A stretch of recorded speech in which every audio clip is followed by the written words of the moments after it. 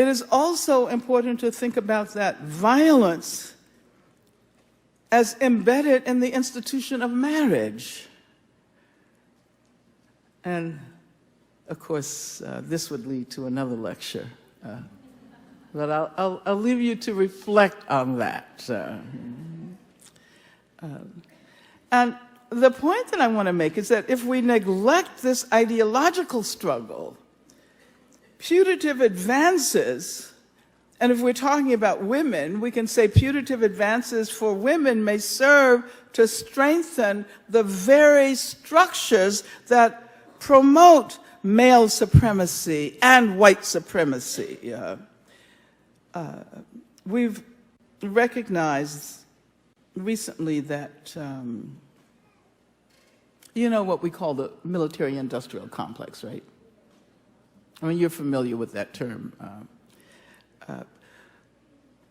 Now, women run 4 of the 5 largest U.S. corporations associated with the military-industrial complex.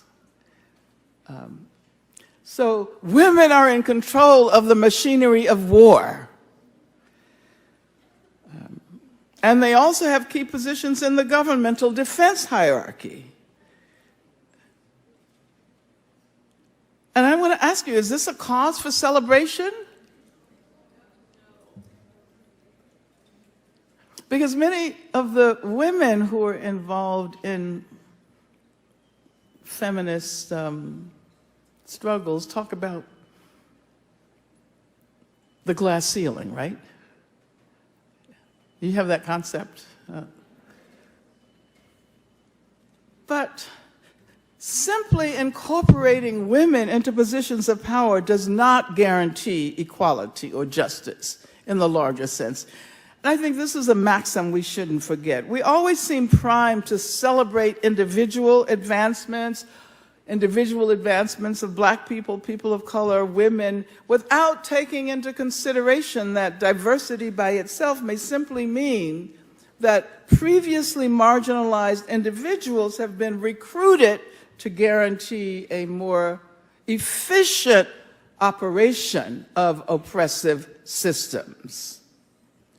Placing women in control of institutions of state violence has certainly not helped to reduce the incidence of gender violence, neither within the military nor in the larger world. Usual conceptualization simply asks how to achieve diversity and inclusion without attending to the transformations that would also help to achieve justice and set us on a path toward the democracy to come. Should Black people want to be included in a society that remains just as racist as it was before they were asked to join?